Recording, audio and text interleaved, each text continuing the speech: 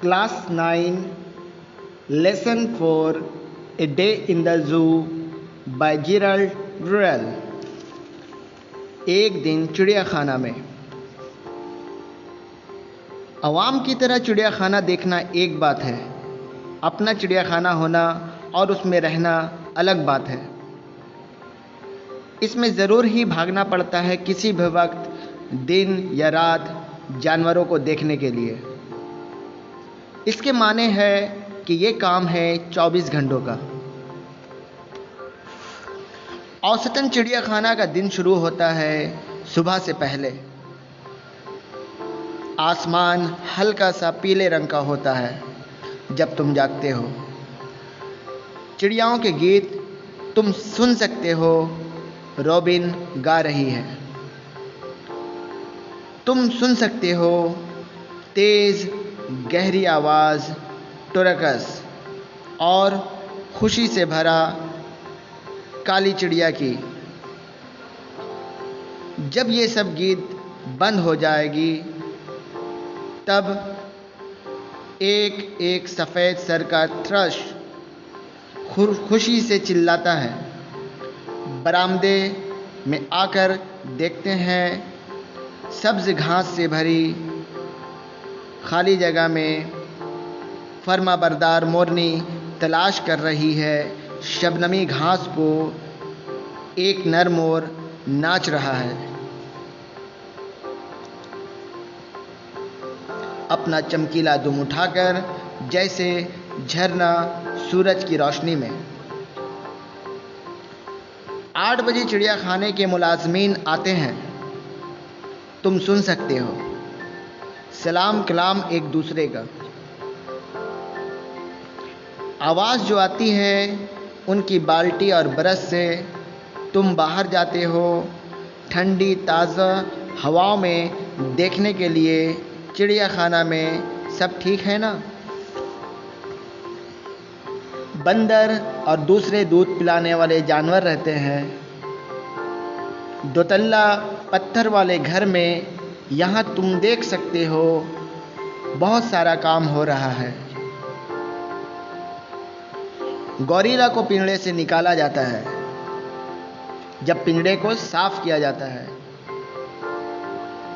वो सब घोड़ों की तरह दौड़ते हैं ज़मीन पर, जैसे बच्चे खुशी से स्कूल की छुट्टी के बाद बाहर आते हैं। वो सब इलेक्ट्रिक हीटर को प्लग को तोड़ने की कोशिश करते हैं या चमकीले बल्ब को तोड़ने की कोशिश करते हैं। स्टीफन हाथ में झाड़ू लिए गार्ड की तरह बंदर के नस्ल के जानवरों को संभालते हैं। गोरिल्ला के पिंजड़े के अंदर माइक मोटा ताज़ा हंसमुख मशगूल है जेरेमी के साथ।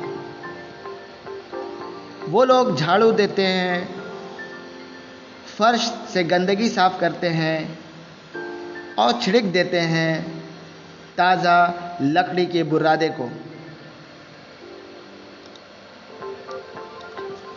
जब वो लोग इत्मीनान हो जाते हैं कि अब सब ठीक है, तमाम जानवर बहुत खुश हो जाते हैं और नए दिन की शुरुआत के लिए तेज़ आवाज़ करते हुए पिंजड़े में दाखिल होते हैं। ईटम, एक मशहूर काला गोरिल्ला, लटकते हुए तारों पर दिखाते हुए अपने दांतों को तुम्हें आदाब कहते हुए मकान की ऊपरी मंजिल पर तोता और पैराकिट्स आपको सैल्यूट करते हैं अपनी तेज़ कैकोफोनी आवाज़ से। ग्रे रंग का सुकू तोता चिल्लाते हुए, मैं सबसे खूबसूरत परिंदा हूँ। बहुत तेज़ी से चमकीली आँखों वाले नेवलों का ग्रुप अपने पिंजड़ों में चारों तरफ टर टर की आवाज़ करने में मशगूल हैं। जिस्म पर लंबे बालों वाले आर्माडिल्लो अपने पीठ के बल लेटा रहता है, इसके नीचे और नाक फड़कते रहते हैं। मकान से आप धीरे धीरे आखिरी किनारे पर रख के बड़े पिंजड़े की तरफ आते हैं जहां टुरकस अभी रहते हैं। नर टुरकस पिटी, जिसे मैंने तब पाला था जब मैं पश्चिम अमेरिका में था। वो ऊंचे मुकाम या ऊंचे डाल से आपको घूरते रहता है। तब अगर आप उसे पुकारते हैं, वो नीचे की तरफ उड़ के आता है और आपके बिल्कुल नज़दीक किसी डाल पर बैठ जाता है। उसके बाद वह अपने सर को पीछे की तरफ झटका देता है और भारी आवाज़ में आवाज़ लगाता है, कारू कारू कारू कू कू कू। आप परिंदों के घर से बाहर निकलते हैं। उसके बाद चलते हैं रेंगने वाले जानवरों रेप्टाइल्स के घर में। यहाँ खुशगवार 80 डिग्री फ़ारेनहाइट के दर्जा हरारत में रेप्टाइल्स रहते हैं। सांप आदाब करते हैं खामोशी से, अपने पलक के बगैर आंखों से।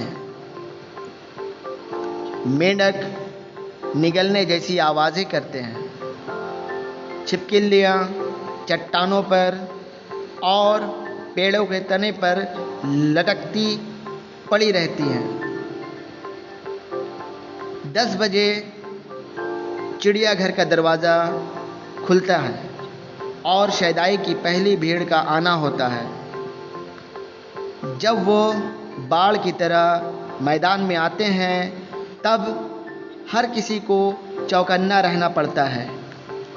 इसका मकसद ये इत्मीनान करना नहीं होता कि जानवर किसी को चोट ना पहुंचाए, बल्कि ये इत्मीनान करना होता है कि लोग जानवरों को चोट ना पहुंचा दें। अगर कोई जानवर सोया रहता है तो वो लोग उसकी तरफ पत्थर मारते हैं या छड़ियों से उसे खोदना चाहते हैं। हमने देखा है शहदाई को कोशिश करते हैं कि वो लोग चिंपैंजी को जलता हुआ सिगरेट और रेज़र ब्लेड देते हुए। चिड़ियाघर में कुछ गैर महज़्ज़ब इंसानों की हरकत को देखकर ही यकीन किया जा सकता है।